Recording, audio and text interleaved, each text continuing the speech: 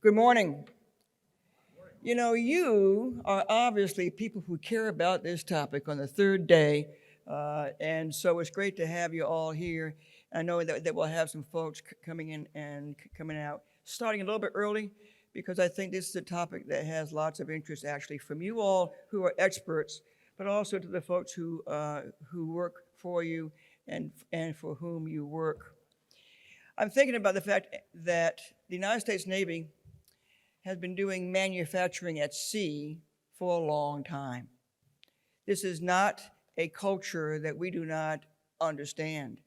So for the Navy and naval forces and for Marines at sea and expeditionary forces, making things work that are broken, trying to ensure you have enough spare parts on board the ship, making sure that you're within some proximity to the tender or to the CLF ship, making sure that you have a workforce that knows how to be masters at the lathes and at the manufacturing equipment within those factories that go to sea. This is not a topic new to the United States Navy or the Marine Corps. Manufacturing while you're on the go is what we do. And that is then a determination for mobility, for distance, for range, and for the kinds of things that are important at sea during the fight. So I'm talking to mostly an audience that understands the importance of that supply chain and of that maintenance chain and of those things that enable effective maintenance for the warfighter. And the gun that does not work, the missile system that does not work, the propulsion system that does not work. So in my Navy career, frankly, it did strike me that I was in a Navy with 4 different types of ship propulsion systems. No, not sail. It was steam, gas, nuclear, and electric. And you had a workforce that had to do all those things. You had maintenance ships at sea that had to take care of all those things, not counting what you needed to do for aviation and the carrier.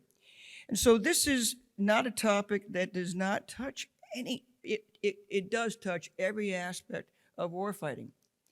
And for NPS, and I'm the president of Naval Post Graduate School in Rondeau, I think it's important to understand that we at NPS, just for the sake of so that you know, has been focused on these matters for a long time.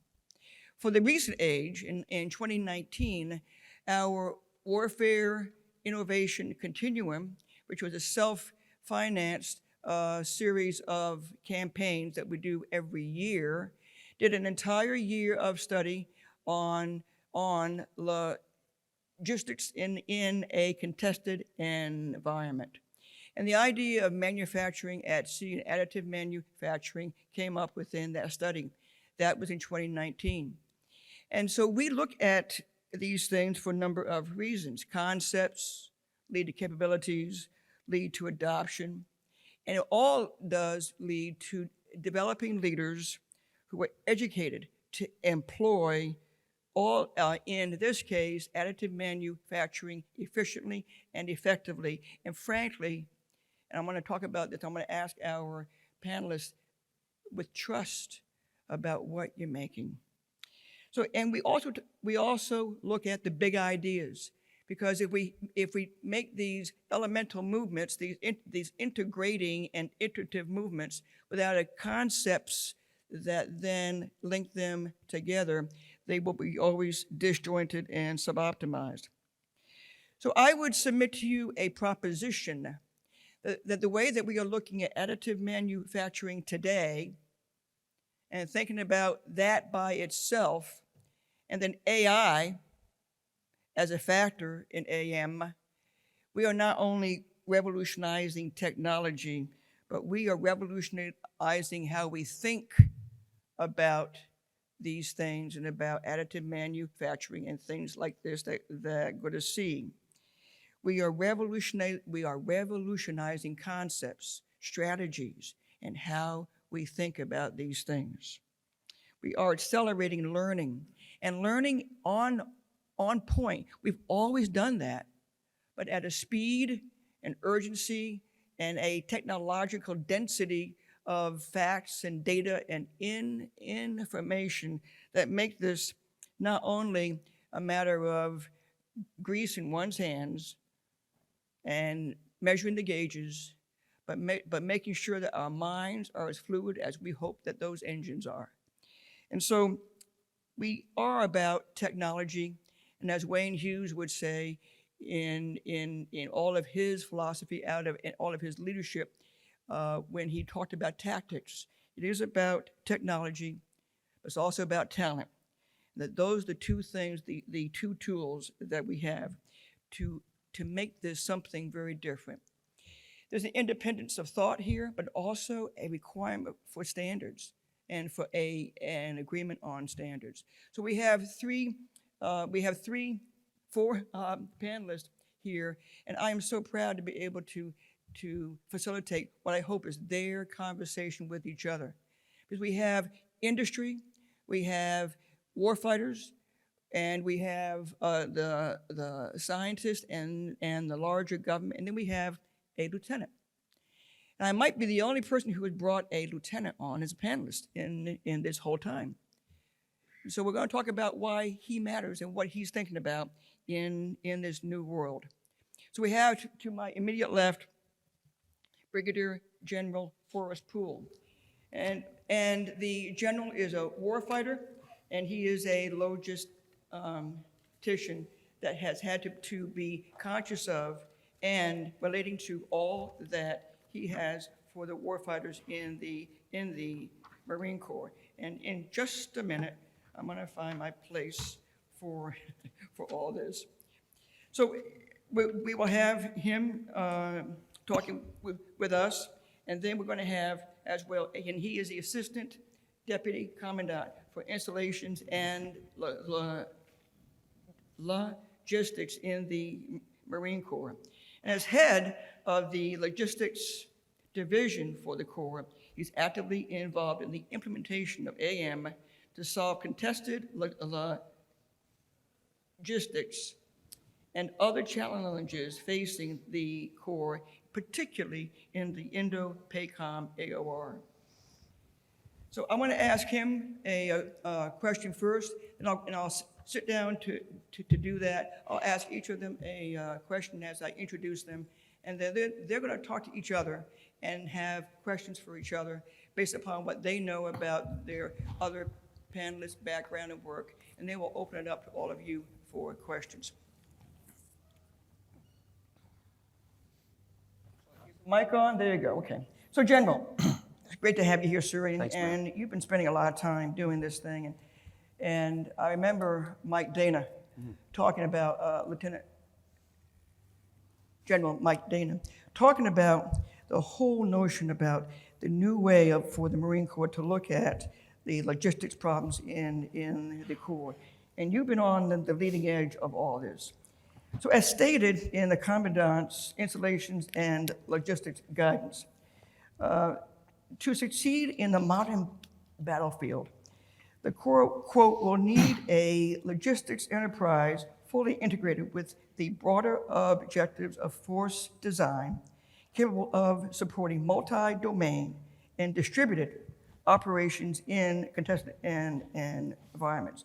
So while industry is focused on home front manufacturing and the making of things, the Corps is clearly focused on the resilience of the expeditionary force. And the application of technology towards that.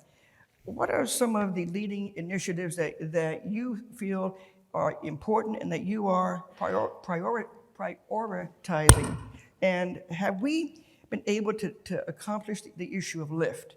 Because this is an important issue, the physics of lift, and how we go about facing that as we think about the Marine Corps having to island hop or to operate right on the edge and yet be able to make things that work. Yes, ma'am. Well, thanks for that. And on behalf of my boss, the Deputy Commandant for Installations and Logistics, Lieutenant General Ted Banta, it's a privilege to be here, and I look forward to this discussion today interacting with folks afterwards as well. So, Sure. so please hit me up with your questions. But ma'am, to answer your question, right, in a couple different pieces and parts. One is the Marine Corps is laser focused on getting after that expeditionary aspect of how we sustain forces forward, right? If you think of Okinawa, you think of what we refer to now as the stand-in force, the SIF, right? And how we're able to not only sustain and project, but sustain those forces. AEM happens to be one way that we do that. We have a couple systems that we've developed recently, that we brought on board recently with commercial partners, TACFab and XFab, expeditionary fabrication kits and tactical fabrication systems, right? And those things allow us to be able to do different kinds of organizational and intermediate maintenance forward, right? Now it's not full-blown, it's not industrial scale or whatever, it's Marines in there trying to think about problem sets and how they can solve them and perhaps make some components that'll help continue the mission. So that's what we're trying to do. And also that's coupled with the legacy systems. I mean, legacy in the best way as far as machining is concerned, right? Those things that we've done for years and years and years that our welders and our machinists have done to be able to, continue the force, to keep the force moving. And so bringing the additive manufacturing, the digital engineering, along with the legacy systems together, I think is a part of it, and how we're getting after contested logistics. And also just for broader, and I'll go back to this later on, but contested logistics is no different than any other warfighting function, right? Contested command and control, contested fires, contested maneuver, right? So if we think about it in that broader context of a warfighting function, what particular aspects of logistics can we do to enable those other warfighting functions? So that's where we are right now, and it's an exciting time to be getting after the additive manufacturing arena specifically. And one of the things that we're trying to do is, following up from General Dana and some of the things that he brought on board when he was Deputy Commandant for Installations and Logistics, is how do we actually think differently about the problems that are in front of us, right? And so, I don't necessarily need a lot of Marines or sailors serving with Marines who have the same capabilities as these gentlemen up here. Lieutenant's getting his PhD, and these gentlemen, have backgrounds, significant backgrounds in engineering and other technical fields. I don't necessarily need Marines to do that. They can do that later on or in concurrent, but I just want them to think about different problems, right? And that's, if we can do that, and we are, I think we've been very successful with that. If we can do that, then the sky is the limit, right? Then the technology will follow, then the capability will follow. But if the Marines are empowered and enabled to be able to do those things downrange, then there's nothing we can't do. So in the chaos of war, when you're in the middle of this, this whole theme the past 2.5 days is about integration. And you talked about bringing all those things together. How do you think, and about new thinking, how do you think about yourselves differently after many years of war on land, and now you're thinking about war in a maritime environment? What's driving some of that new thinking? What is the framing of some of that new thinking? Yes, ma'am. The framing began with former Commandant General David Berger and his Force Design 2030 initiative, right? And some of the things that General Berger was trying to get after, from modernizing the force, divesting of some systems, developing new capabilities, and modernizing, right? So if we don't have a former capability, but we can bring on a new capability, maybe there'll be cost savings, maybe there won't be. But how does that allow us to think differently, right? How will we not make sure we're tethered to something that maybe we won't need in an Indo-Pacific fight? Now, we understand we're not going to fight solely in the Indo-Pacific, but if we just use that as our pacing area, or pacing AOR, I think that helps us think about it. But ma'am, then General Eric Smith, the current Commandant, has done the same thing. So Force Design under his leadership is saying exactly the same thing. Let's continue to press. We're not going to continue to divest of so many things. Let's see what we've got, see how we can develop these new technologies and get those in the hands of our warfighters, man. Thank you. So we go from expeditionary war fighting to submarines. We have Mr. Matthew Sermon, who is PEO, Strategic Submarines at NAVC. He's a graduate of the Naval Academy, but today he is in charge of $130 billion in acquisition programs centered around Columbia and other existing strategic assets. And I'm really curious. So we go from the expeditionary to the submarine force and the nuclear engineering submarine force. Talk a bit about what that means. And I'm curious, you said something in March 2023 in an NDIA article that I read, and you spoke about the need for the Navy to, quote, go all in additive manufacturing, and to meet the goal of producing 1 Columbia and 2 Virginia submarines.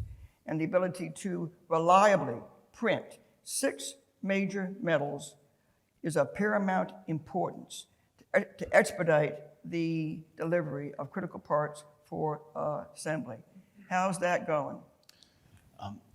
Thanks, ma'am, for the question, and thanks Navy League and for having us here today to talk about this, what I think is a pivotal topic for the Navy and the nation, quite frankly. And those of you who have seen me speak before, you know I always hit a history thing. Yep. And the history thing today happens to be exactly aligned around the Admiral's question around how we're doing in getting to scale with metallic additive on submarines, right?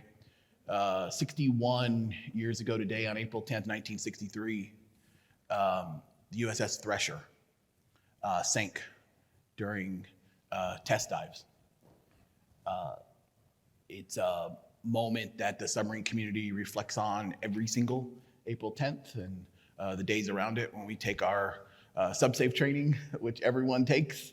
And for those of you who've been involved in a submarine certification, where you step through about this much paper, even at the flag and SES level, to make sure that we've got it right, that we have maximum reasonable assurance that when we're sending a submarine out from a major availability, that she's ready. We've done everything we possibly can to ensure quality. The Thresher taught us lessons about design. It taught us lessons about quality assurance. It taught us lessons about process. Taught us lessons about testing. Taught us lessons about communications, which every single disaster teaches us lessons about communications, every single one. And as I reflect on the journey that we're having in the submarine community, which is required, it is an imperative, right? It's not still negotiating with the technical community. And some of you are here, so you know what I'm saying behind that story. It is an imperative. We are not the manufacturing nation that we were 40 years ago when we were in the midst of recapitalizing ballistic missile submarines. Post end of the Cold War, globalization, continued transition to a services-based economy. We must have advanced manufacturing of all types, and additive is at the fore of that for us. We're focused on these 6 materials that cover almost 30,000 parts on submarines. They cover parts where we have significant late issues. They cover parts of our industrial base, how we make parts today, where we have significantly less capacity than we did when we built Ohio's back from 1979 to 1997. We delivered them in about a 1 per year cadence. And so, we're doing well. Our goals, material maturity, material equivalence in those 6 crucial materials, building an enterprise, and I'll talk about that works together in a very agile way. We don't sacrifice technical rigor. We will not sacrifice technical rigor. What we are demanding is technical agility and the ability to take on requirements and the ability to think differently about destructive and non-destructive testing. And because the way we're gonna print parts doesn't even match pouring molten metal on sand in terms of how we think about quality. We are progressing. We have permanently installed parts on submarines now, a couple. I'd like to have hundreds, and we have a couple. I think we'll be near 100 by the end of this year. We've got a bunch of them in progress. We've had incredible work with the technical community, CO5, naval reactors, working together we signed out what we call a low severity letter. So systems on submarines that don't see sea pressure, don't see reactor temperature, we have a quicker process to get those parts on submarines, get the community used to having and assessing the success of parts on submarines. We have, in a couple of instances, recognized significant mitigation of delay days in the supply system. So my favorite story to tell, and I'll wrap up because I can talk for 2 years about this, and we don't have 2 years, we gotta go now. A valve body on an SSBN that had been cannibalized from SSBN to SSBN about 6 times as they roll through a refit. And the supply system was going to deliver it in only another 23 or 24 months, one valve housing, and it wasn't even going to be the right part. It was going to be a, that's good enough kind of part. And our team working together with the Trident refit facilities, the technical warrant holders, the AM industry, and the OEMs, all together, one team, really fast, daily pressure, scanned that part, worked through the intellectual property on that part, printed it again. We realized that we had some quality issues with it, machined it, put it on the submarine, tested it, and probably 9 weeks after we identified the problem, we had stopped a multi-year cannibalization chain, right? Not 24 months, not 23 months, 9 weeks. And we need to do that by about 2000 with our supply system. So I'm really proud of that, and I'll pause. No, so I'm having some cognitive dissonance right now. So I'm hearing you, and you're a NAVSEA guy, and you're talking about quality, standards and the things that matter, certainly in building a submarine or an airplane, jet aircraft. I'm hearing all that, and what I'm hearing is more, though, is that the process has changed to make it a shorter, quicker response time.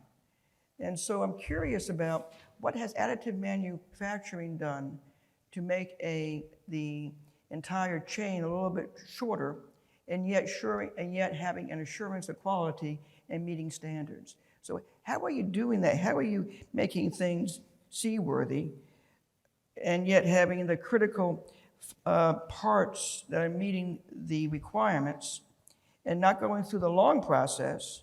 You're going through a shorter process and making things more ready, faster. And you've not changed quality, you've not changed standards, you've not changed the egg examination and testing, and it's faster. So what has additive manufacturing done to the process? So there's several different vectors on that question, man, but I'll take them all and hit them quickly. One, we identified low severity parts that we could go faster on outside of our established NAVSEA TechPub process, right, which was taking much too long, quite frankly, to qualify parts and qualify vendors. And by doing that, we enabled a lot of additional capacity, a lot of additional parts printing. We also have an additive manufacturing center of excellence in Danville, Virginia, working across industry and academia partners, where one of the primary reasons for their existence is to take parts and alloys and AM modalities and build a recipe that works for that part that maximizes quality. We are not there yet at the sea pressure subsafe level part. We are not there yet. The key to that is material maturity of those 6 alloys. And that is an all hands on deck evolution where we have some moonshots right now in Oak Ridge, Tennessee. We are printing a subsafe part with directed energy deposit modality. And we will destructively and non-destructively test that part and probably a follow-on as well to get to what we understand about that. The technical warrant holders have put in place a very rigorous test process for high-strength steel and for nickel, aluminum, bronze to better understand, to get us to that point where when I hit the button on the machine, that I'm confident what comes out later meets the quality, fatigue, corrosion standards of the submarine community. So it's the low severity piece enables us to go faster, but we're driving in parallel those material maturity drives, and we're not there yet. Yeah, on no, I those. got that. So we won't hover over it, but it also sounds as though there's going to be more horizontal access by others than just the known list of Yes. of those who help to manufacture and make submarines. So that there is going to, then the price of that entry is going to have to be some sort of quality set of criteria, but that more people can play. So for all of the great opening up of additive manufacturing in the entire country, how you tap into those that are doing the work that maybe you need to have done outside the system. Yes, would be ma'am. pretty interesting. That's kind of non-submarine, non-NAV-CO5, non-NR kind of thing. But yes, ma'am. And we have naval reactors, Yeah. NAV-CO5 Yeah. in that team, In in that that process with academia, with AM specialty companies, Yeah. with OEMs, and with the shipbuilders, So all those together in a team. So that's an introduction to some big ideas. I'm going to go over to industry here for a minute. So Jesse Boyer is an alma mater of his. He went to the University of Michigan. I'm not a Michigan fan, but that's okay. His current role at Pratt Whitney, I had to say it, I just had to say it. His current role at Pratt Whitney is listen to this, at Pratt Whitney, fellow additive manufacturing. And his job description is current work involves the understanding of key process variables to control additive manufacturing processes, in-process monitoring for production, and the use of the digital thread related to inspection and additive manufacturing. Wow. Okay. So this is large-scale, advanced manufacturing offers a solution to defense, unique production, and of course, you know that out of Pratt Whitney, that complement limited assets. What makes it truly advantageous is adaptability. So unlike traditional manufacturing where you conform to one build, with 3D printing, you can tailor each print to the specific mission's requirements.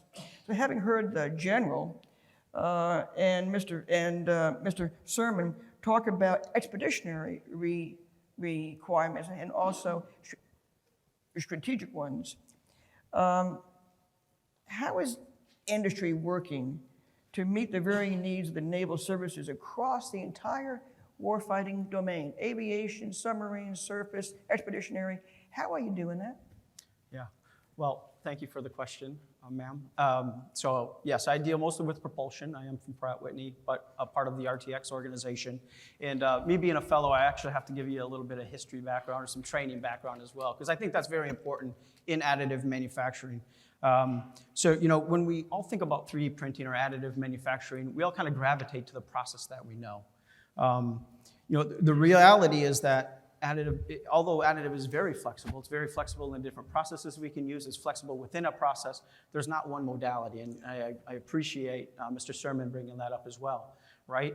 And the one thing that I'm really excited about this event here is that, from a propulsion standpoint, we typically deal with small parts. And we particularly deal with one type of additive manufacturing. Here, I get to see the breadth of additive manufacturing in the various applications that are out there. And I do see it somewhat in the standards organizations as well, but it's really evident here this week that I've actually got to see some of the real needs from a standards perspective. The other thing is I have a little bit of a personal reason that I really like this conference. I actually have a naval architecture and marine engineering degree, also aerospace degree. I actually worked on the TAO and the TAGOS back in the early 90s. So now I'm full circle, right? Yeah. I've seen some of the models out there and I'm like, hey, I know that ship. But so back to additive, enough about me. There's actually 7 categories of additive manufacturing, right? ASTM and ISO actually categorize it in 7 categories. It starts with material extrusion, AKA 3D printing, FDM, right? All those different things that we hear as far as trade names, all the way up to large-scale additive manufacturing. You mentioned directed energy deposition, AKA WAM, or other type of cold spray, are those as well, right? So, in those large-scale ones I'm seeing are much more appropriate typically for the naval applications. And then you got the material space, right? The whole material spectrum. We go everywhere from plastics to metals, weldable, non-weldable, refractory, and then to even ceramics and possibly composites. And then we get to the applications, right? So the applications that we typically break them down into are tooling, engineering aids, optimization, unitization, bringing multiple parts together, part substitution, which is probably what you talk most about, right, from a castings perspective. And then we also talk about sustainment, at least on the airworthy the air propulsion side of it, right? Sustainment and repairs. So yeah, sounds a little bit complex. I don't want to scare anybody.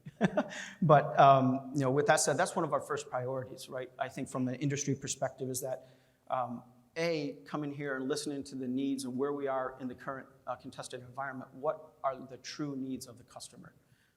We kind of think of it from a business perspective, but to come here and see what you all really need is one of the first things that we really need to understand. And then once we understand that, really what is the most, and a little nuance here, what's the most appropriate AM technology? And you kind of hit on it as well, right? It's a small little nuance, but it's actually very powerful. A lot of times if you got a hammer, everything's a nail. And we all try to do additive pretty much anything, right? So we do need to review those applications, be able to review them with that customer and provide the right solution for you. AM is not a one-size-fits-all in many aspects, and that comes along with the applications as well as the qualification, along with the criticality. So we really have to think about what we need to do with additive, and that leads me to that second opportunity. I've been in additive for a decade and a half. RTX has been in additive for 30 plus years. We need to deconvolute the process. There's a lot of really smart people out there working on a lot of neat technologies, but there are certain areas of additive that are very ready for prime time. There is variation. We know how to handle variation. We have variation in conventional processes, right? So how do we deconvolute that additive manufacturing process in terms that our customers can understand and can be confident in what data that we're providing them for that application. As I mentioned, right, we as a country, and like us in RTX, right, we've been doing this for 30 plus years, and actually most of us have fielded some type of application out there, whether it's land, sea, or so forth. So that brings the question, how do we move faster? I hear that all the time, and I really think that we really need to kind of focus on those current AM material and process knowledge as you talk about, and really somewhat change our paradigm of qualification and certification, and how we do it a little bit differently to use some of those digital agile tools that can help us in understanding the process and actually driving maybe more of a risk-based analysis on it. And then how do we do that? Collaboration. I'm involved in a lot of standards committees. But there's a lot of opportunities here from the Navy perspective, but to earnestly drive that, I think I would encourage everyone to get involved in standards committees such as ASTM, ASME, ISO, initiatives like AM Forward, America Makes, and bottom line, and I'll wrap it up a little bit here. I do believe that there are AM applications out there that are ready, right? The task is that we need to show the data, manage, I'll say, reasonable requirements. We tend, additives a new technology, we tend to, I think, really put a spotlight on it and try to show what we can do technologically, but really what are the true requirements that are out there and how do we meet those? And then, like I said before, communicate confidently via training and data that the process meets those requirements. So I'm not expecting anyone to be AM experts at the end of the panel, but really just informed AM users. And so then when we do get together with these collaborations, with these discussions, we can have true value-added conversations that lead us to a much more simple and straightforward conversation to where we can get to that end state much more quickly. So you talk a lot about standards, and those are really important in many ways. But you said something interesting in all that while you're talking about standards. You made a phrase of we accept and understand and need to manage variation. Yes. Because that's going to be part of this. So tell me what the thought is how you bring in that complexity of standards, but with an acceptance of variation. Yeah. Great question. This is, I only have a little bit of time, right? I could talk for a long time on this. So really, it's about breaking that variation down. And I think we've done it inherently over the past with our conventional processes. We know that there's variation related to the machine. We know there's variation related to the material and how the post-processing goes on, and the material characterization. It's a little bit easier to do that with conventional. With additive, we're doing that all together. We're making material properties. We're making dimensional features. and we're making the end product with additive. So it's trying to look at the current standards as they break down variation into what they call IQ, OQ, PQ, installation qualification, operational qualification, performance qualification, and the material characterization, and really compartmentalize that, right, with those key variables that we know. This key variable goes to the machine. Right. If I understand the machine very well, then I know the machine's set. Now I bring in the machine material combination.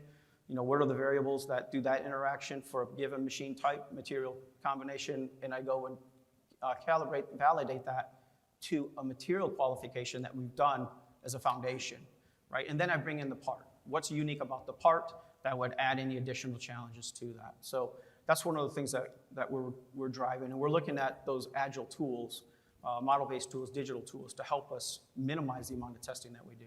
Great, thank you. Before we go to the next speaker, I wanted to give some context about the kind of place that NPS is. So we are an S&T focused graduate education entity for all of DoD, run by the Navy and the Marine Corps, by the Department of the Navy, but we're a joint place that does, again, graduate work, S&T, and very defense focused. 100% defense focused. So we're doing a lot of things, both in labs and in concepts development, in campaign analyses, a lot of analyses, a lot of analytics, and all the things that you need to have to make an educated workforce, both civilian and military. And in our case, also your senior and enlisted NCOs. In that context, this past week, NPS had a ribbon cutting for the Advanced Manufacturing Center that is done through our consortia for advanced manufacturing research and education called CAMRI. This began as a CRADA with Xerox.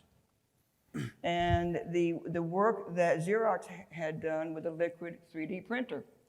So they put a printer on the campus, and then another second printer, and we put them on amphibs.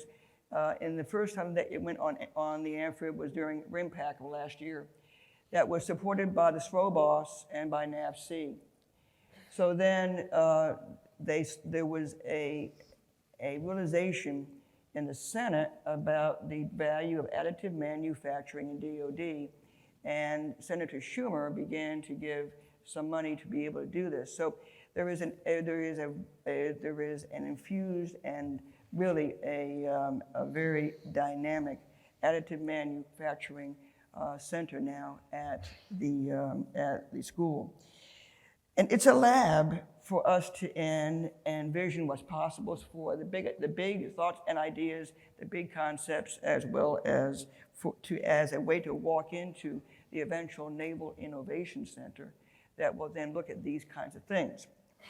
But what's important to all that is that the capabilities of the lab include 3D metal printers from a variety of our industry partners with NPS, utilizing different printing technologies and media, steel, aluminum, copper, nickel, cobalt, and titanium, and an industrial cabinet X-ray imaging system.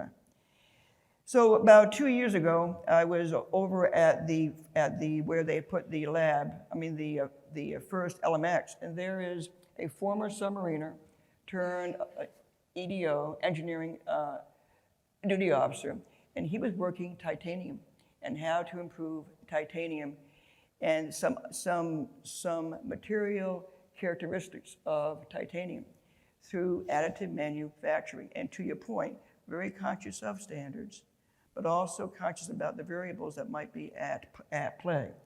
Well, our next speaker is Lieutenant Zachary Virtus. He also is a submariner who has now become an EDO, and he's a PhD student candidate at NPS doing some marvelous work with Dr. Emre Gunduz. And Dr. Gunduz and Zachary have been doing some work that has gotten the attention of Admiral Paparo, who was briefed on Zachary's work. So this is really cool stuff. So Zachary is a student in the mechanical engineering department, and he served on Chicago and Louisville, and his PhD is on liquid metal printing of advanced aluminum alloys. The problem with Zachary is he's a lieutenant, and he knows he's smart, and he's fabulous. So he's not only one of these young students at NPS who is working and thinking about things in the S&T world, but he also is a leader. And so this is the kind of leader we're going to have in our fleet doing these things. So in addition to your studies and to your harassment of the president of NPS, you have established some very deep relationships relative to the work that you're doing. Why don't you talk about those, and then what the impact of this Center for AM Excellence is all about? Yes, thank you, ma'am. So, good morning, everybody.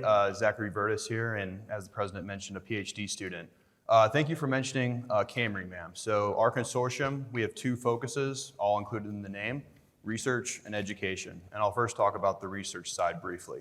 So, as the president mentioned, we have a great new AM Center for Excellence that is open with a bunch of new metal 3D printing technologies there. And I'd love to talk to anybody else about them offline and get into some more technical detail. And all those printers are really complete the quiver for any research that NPS students will need to do. So now shifting to the education side, and that's really the key in my opinion and my advisor, Dr. Gundas's opinion. So students like myself, when they come to NPS, they can learn the education on the processes, the types of techniques that Mr. Boyer and Mr. Sermon touched on, where AM is appropriate and where it's not.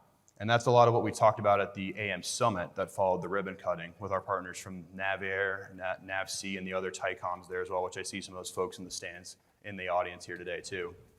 So with that education piece, it's crucial that students that go to NPS learn as much as they can about AM to be the proponents for it when they go back out to the fleet and to the rest of the Department of the Navy and where else they may go, and to be the champions for it, but to understand where it can be used and where it cannot be used.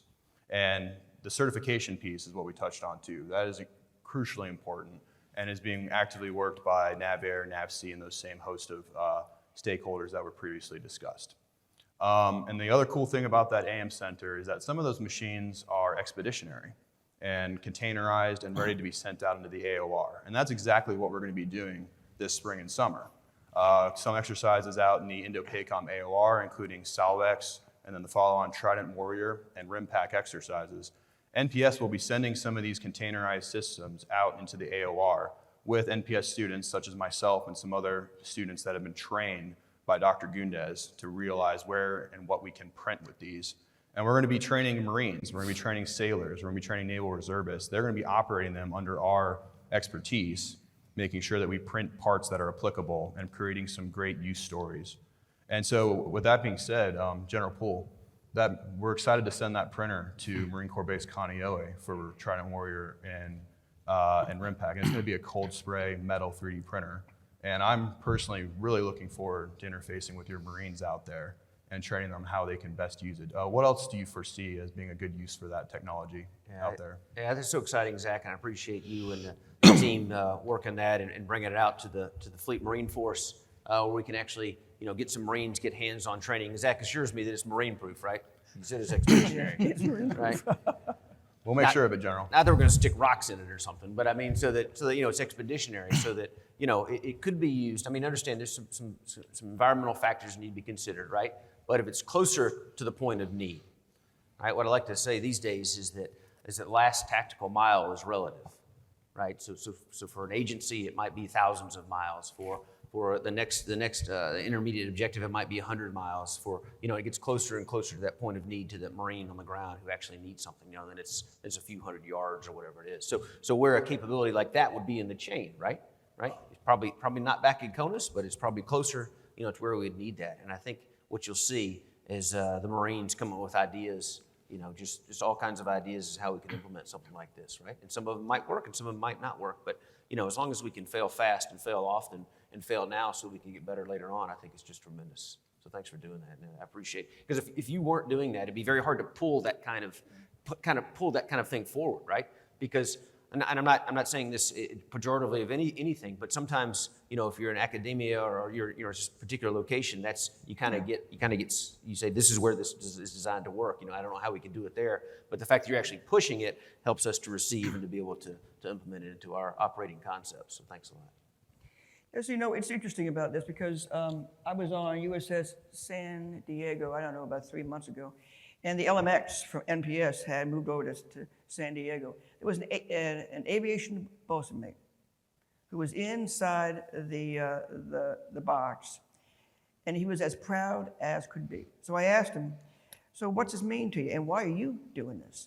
He said, it is so good because we can feel as though we own our ship again, which was huge for that person. And so he had an investment in making sure that everything was up and running, and he was very keen on that. You talk a lot about education versus training, but in complement to training. Why is that even necessary? Well, it's necessary, man, because training is the button pushing, which making it marine proof. Press this button, print part comes out after 30 minutes or an hour. Great. But the education is really the key because, again, certain printers are appropriate for going on ships and submarines and certain ones aren't. And then, again, getting into the certification part. Students need to understand, and officers that go out to the fleet need to understand if this part is meeting, especially with submarines, subsafe requirements, and what the appropriate use of it is, ma'am. And that's where the education piece ties in. Yeah, so Matthew, you've been listening to all this. Any questions you have for anybody here? Yeah, I think I'll start with Jesse, actually, but I think it applies to probably all of us. As we go to scale, right, and maybe I'm posturing a little bit ahead of the question, right, because we have to go to scale, right? Trying to double our demand signal, right? That's the mission we're on, or our capacity. Need AM to contribute to like a 20% increase in metal forming capacity for submarines for both new construction and sustainment, right? As we move towards that, from what you've seen at Pratt Whitney, and I think from what we see with the expeditionary mission as well, and Zach, what you're seeing as you go and reach out to everybody, including the folks who work in our Center of Excellence and other things, what are our biggest hurdles ahead? Yeah, great question. Let me think about that one. I want to speak very highly of additive, right? Additive is a very great technology. It's a great opportunity for us to use for many different reasons in different applications. And like I said, we've used additive everywhere from rapid prototyping, development, to tooling and fixturing out on the shop floor. And those are the easy ones, and those are what got us into the entry-level side of it. The scalability I talk about, it's really, I think, and you talk about education, I do think those things are really key, and it's about that deconvoluting of the process, because some of the biggest barriers that we face is that we go and we can create parts very quickly, but they do sit on the shelf waiting for that final approval and that understanding and that confidence that we need to give to that end customer, that end-use customer. And so, I think we've done a really good job of understanding what AM can do, what AM, what some of the nuances are, what some of the issues, or not issues, but the boundaries of the different AM modalities are. It's really now gaining that confidence and applying them in the right application and making sure we're all talking the same language when we talk about certification, qualification, and application, right? Talk a little bit about, and I said I'd kind of shy away from, but criticality. You talked about low criticality components. We talk about low complexity components, right? And as we scale up, right, we're going to learn more. We're going to bring on more additive components as we learn more. But I think it's really this education, really understanding where the boundaries are, what the right applications are, and then having a common voice, a common understanding of the capability of additive manufacturing so that we can address things like certification, qualification, and confidence in the process, in the material. How does AI change all that? AI to AM, how does that change that? So, yeah, we obviously work on model-based digital threads and those types of technologies. So we're continuing to try and figure out how we do that from a machine learning perspective, right? How do we understand in-process defects or indications? How do those in-process defects indications then turn into potential defects or quality issues? And again, establishing confidence, right? It's really about establishing that confidence in the process. So you get to ask anybody here a question. Yeah, so another challenge, right, and I'll address it either to General Poole or Mr. Sermon or anyone on the panel too. When we look at additive as a OEM, right, we typically drive it by business case, right? We have a little bit of a different view. We do try to scale. We try to make lots of parts to bring on those scales of economy. I mentioned the nuances of the needs of the armed forces in that, and one of those is I need it now, or I need a lot of them really quick, and that business case is typically very difficult for us to kind of create, to have parts, machines, or equipment sitting on standby for that surge capacity. So AM can definitely fit those needs, but I guess the question I have is, from your perspective, how are you looking at either the suppliers, the number of suppliers, either internal, onboard, onshore, and also the equipment needs, right? So DED systems aren't small. There's not a lot of them out there, right? Powder bed fusion systems, to scale up to some of the requirements that we're hearing, you're going to need quite a few of them, right? So what is your perspective on how we would address that? I would say really quickly that as we've advanced on some of our material maturity, as we've printed some components and had successful, we would assess recipes for those components and put some parts on submarines and surface ships. We jumped quickly to that next question of, really, I think your question is, how do we get that to scale? How do we get a parts order out there and say, all right, we're putting those on the shelf, or putting those on ships and submarines now?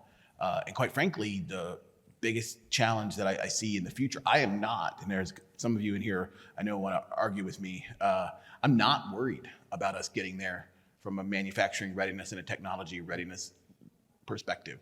We will get there. We have the right team. We have the right partnerships. We're going to drive to material maturity. I'm more worried about our procurement processes and our systems and our supply system and our configuration management system and our ability to not completely rewrite the entire world, right? I can't afford to update every single drawing and every single system on every single ship in order to transition to AM. That will make it not scalable, and that will also drive industry crazy with how our timelines to get parts out there, to enable investment in machines, to enable investment in the workforce, and all those kind of things. So we have to come through that in a different way than we have traditionally. I think one of the things that we're looking at, and I talked about thinking differently earlier, I think it's how we articulate that to the Fleet Marine Force and the supporting establishment and to commanders' minds as to what exactly do you need and why do you need it, right? And how many of those things do you need, right? Because the legacy, and I do use that in a pejorative way, the legacy is, well, we need mountains and mountains of stuff because I don't know what I'm going to need and when I'm going to need. So how do we define requirements better, right? How do we use AI and ML to define those requirements, to refine the things that we think we're going to need downrange when we're going to need it? So those are the things that we can turn to industry or internally to produce or to be able to produce, right? And then it becomes the sustainment challenge, right? I mean, it's our distribution challenge, right? A lot of times it's not a supply problem. Like I might have the part or whatever it is, but I need to get it, somewhere fast, right? Or I needed it yesterday or whatever it is. So I think there's a lot of opportunities there, and certainly from a naval integration perspective, right? I mean, the things that you're working on in submarines, I mean, it's austere, it is expeditionary. There's more crossovers than you'd first think with the Marine Corps, right? And so we need to reach out and be more collaborative and learn from you, and you can learn some of the stuff that we're doing on the ground side as well that might apply somehow, right? Absolutely. Good question. So with that, sir, you have a chance to ask one of them a question. Yeah, I think from if I go back to Mr. Boyer, just from an industry perspective, I mean, I like your question and understand from the business case, right? I mean, when you think about our budgets and the monies that we have and we're entrusted with to use to provide a fighting force for America, and to be able to defend the homeland and protect national security, we need to think in business terms as well, right? I mean, the Marine Corps budget is not a small budget by any stretch of the imagination, and we appreciate the Congress's support for that, right? And we also have to think about business cases as well, so that we can, when we turn to our industry partners, we understand some of the opportunities or challenges you might face as well. So, what from a DoD perspective would be something that would make things easier for you, or you would be appreciative that we could do for you? Understand there's legal and there's different requirements that are in place for reasons, but is there anything that you can think of that we could help with? Yeah, so what I will say is that, in general, we've seen a lot more collaboration, right? And I think that's one of the keys is to continue that collaboration, to truly understand what those needs are, and then to see how we can fit different either funding vehicles or research vehicles, S&T, and that type of stuff. And again, I think we need to move that kind of past the early TRL, MRLs. We're into the industrializing. And so I think that's some of the things that would help us out the most, is really to continue those collaborations. Not that I don't want to see S&T funded, right? And that's me personally, right?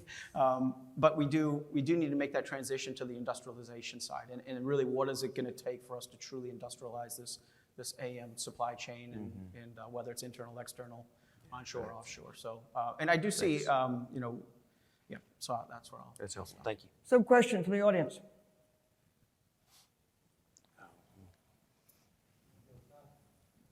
It'll be on. Hello. Okay, he's got it. Hi, this is Steve Moretto from Department of Navy.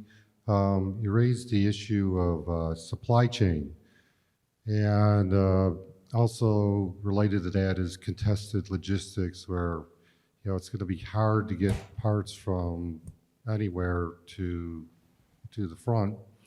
But there's also the material piece of it. You have six different metals, and it's going to become a very popular commodity. What sort of studies have been done related to where are these things being sourced? What is the capacity? Should we have a strategic reserve, like a petroleum reserve of stuff pre-positioned in different theaters? What sort of discussions and teaming with DLA has been done, sort of looking forward? I'll take that if you guys don't mind. So last week we had the AM Summit, and a big thing that we talked about was the need for the requirement across the type commanders. And everybody there had benefited from the support of the submarine industrial base, which I know Mr. Sherman's plugged into. But as far as the requirement, NAVC has a great laydown plan for what printers are going where, and that's both ashore and afloat. So that will be that's going to be rolling out starting now and moving forward as we progress. And then there's also the conversations of AM being done to augment the current supply system. So printing a part that we have right next door in a supply closet doesn't really help us. Making sure that we're targeting the right components is key too. I hope that answered your question, sir. Hi, Matt Draper. I'm U.S. Navy, but I'm on detail to the Office of Industrial Base Policy. Know a couple of you guys. Right, so my question is about what types of investments we can make at an OSD level to help us to go faster. So we're looking at that problem. So for instance, for us, we see the qualification and certification network as being a primary rate limiter. And we are making an investment. A year from now, we're going to open what's called the FAST Center with Scott Forge in Spring Grove, Illinois, to just rapidly execute certification events, material testing, corrosion testing, heat treatment, so we can go in single-digit weeks instead of multiple months as we evaluate all these different process combinations. But what are the other gaps in infrastructure for the tri-services that will help us turn this matrix from 6 alloys and 6 processes to 500? Matthew, maybe you take that. Yeah, I'll take the beginning of that, and Matt Draper and I have actually talked about it a bit. We are going to have to invest, whether it's OSD or the services, or probably both. And it's a little bit to Mr. Moretto's question too. I think in the lower tier supply chain in AM, in wires and powders, and some of that is going to happen in the natural, wonderful, beautiful capitalist way of as we ramp the demand, supply is going to be there. but some of it is not. In this complex space, with the manufacturing readiness levels where they are, we are going to have to build a foundation for some of the materials, probably especially where we have specialized ones, either related to survivability aspects in the expeditionary side, to submarine quality aspects, to propulsion and flight sensitive components. We're gonna have to lay a foundation there in powders and wires and facilities to make them in the United States. And I think that for me, if I'm taking the short answer there, that's the one. Anybody else? I'll just make one comment, and it is great to hear about the qualification and certification. I guess just from my past experience, there's a lot of activity going on in that area. From the testing side, not a lot of activity from that perspective, looking at that as a centralized type organization, so that's really nice to hear. One of the things that I would say is that, like I said, from our experience, is make sure, again, have a clear understanding of what modality we're doing testing for, what are the inputs to that testing, so that we can truly share the data, right? We've had a lot of initiatives to where we've done a lot of testing, a lot of different materials, a lot of different systems, but I don't know if we fully understood the foundational key characteristics before we went and did that, and then that challenges us. Thank you very much. If anybody else wants to talk about how we speed that stuff up, several of us are here and are happy to talk about it. Great. Where are you? Okay, great. Talk to those guys. Okay. So good morning, Mark Maxwell with Aura Technologies. Mr. Sermon had a chance to meet you at Danville COE. That's a great institution that you have going on there. My question, obviously, I think we all agree that additive manufacturing has brought a great deal of technologies and opportunities to the DoD. My question centers around the transportation of data itself and the cybersecurity components of that. And as it relates to technical data packages, intellectual property, secret sauce, things of that nature, and you talk about RIMPAC coming up and you have these expeditionary capabilities, what kind of technologies and how important is it for us to be able to encrypt these data packages and be able to transport those digitally versus sneaker netting them as we currently do across our FRCs, our MROs, and expeditionary capabilities? Yes, I'll take a stab at that one, sir. That's a great question. One of the printers that we're looking to send has a toolpath generating software that relies on a cloud-based server, for instance. And if we're talking, operational exercise and certainly a wartime scenario, no connectivity should be the baseline assumption. So that's something that we're working through with the vendor, kind of explaining to them the requirements that we have there. And I believe NAVC is also working on having the library of printed parts available on ships. And again, that goes back to the conversation of making sure you're matching the right printer to the right place and making sure that, again, if there is a library of parts, it's also married up correctly as well too. Does that also require the ATO process to be imparted on all of the additive manufacturing machines and systems that you have in the fleet? Can you repeat the first part, like the ATO? You said? Yeah, does it require an ATO process or certification for each of your machines that you deploy to the fleet to be part of this capability for transporting data or your TDPs in a secure fashion? That is a good question. I'll have to take that one as a lookup, sir. Definitely an important I part. think one of the things on that, if I could just jump on that, one of the things that I'm trying to impress upon folks is when we're talking about data, understanding it needs to be secure and we need to be able to send it around the battlefield, but it has to be a part of that CJAD C2 construct, right? I mean, we have to get away from the days of where logistics data is passed, and I'm saying this is logistics data in this instance, is passed on a different network at a different time or whatever it is, right?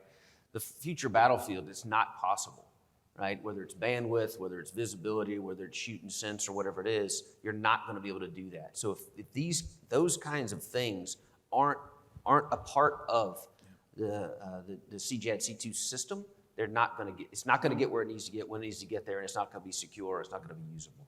And I guess, again, I'll just comment a little bit as well. And that's one thing we found with Additive also is that, and I'm not familiar with those systems, but we do need to look at the nuances of Additive and address the nuances of Additive, but we shouldn't be treated as this new separate tech, we treat it as a new technology, but it needs to complement our current methods, right? And we need to take into consideration what those differences are. Right. Don't just, we talk about it in stainers, we talk about it in processes.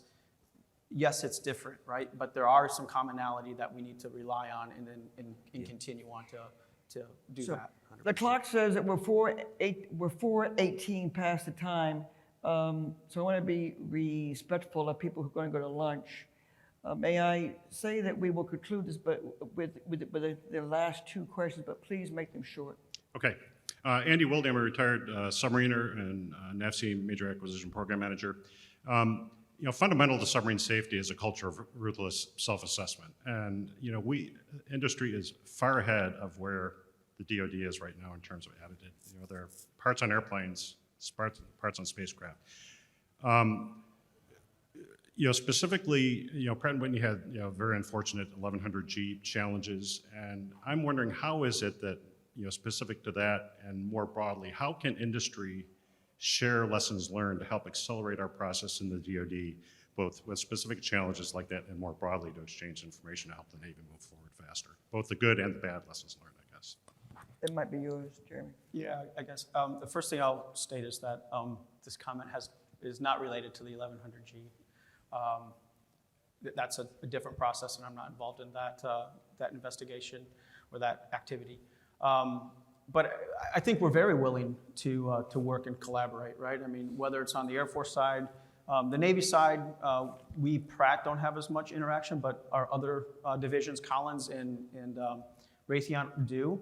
And I think we're very willing to collaborate and share those experiences and that learning. And again, I talk about forums such as America Makes, right? The National Manufacturing Institutes and standards committees, right? I mean, those are things that we participate in and look forward to going to and promote, right? From the collaboration side of the house. Thank you. Sure. Thank you, ma'am. Dr. Bill Goodman, I'm the CEO of Goodman Technologies. We're a Navy STP small business. We use AI and ML to make nanocomposites for extreme environments by additive and robotic manufacturing, but at scale using robotic systems. So we've added end effectors onto robots to make big parts out of nanocomposites. So my question is, what are some of the ways that small businesses can use our speed and nimbleness to, say, partner with a prime like that to provide things for maybe submarines where lighter piping out of silicon carbide that's high temperature, radiation tolerant, and you can run corrosive materials through it? Great question. I'm going to keep it. Okay, so who wants to answer this? I'll be very specific with you, right? Because I think it's a longer conversation. We're absolutely interested. We know that we need small businesses, large businesses, AM businesses, OEM, everybody in the swarm here to get to scale quickly. I would say specifically, right? Contact me on LinkedIn. I'll connect you to the right people. But if you want to be more direct, right? The leader of the AM Center of Excellence, who's helping us pull all together all the consortium, is sitting right in the front row there. He's required to sit on the front row. And so you can talk to him right now about how he's pulling people into the consortium here. And Thank you. we also can do some things for creators out of NPS. Okay, thank you very much. This has been great. Really, really appreciate it. I was going to give the lieutenant the final word, but I'm not. So thank you very, very much, sir. And thanks for the work.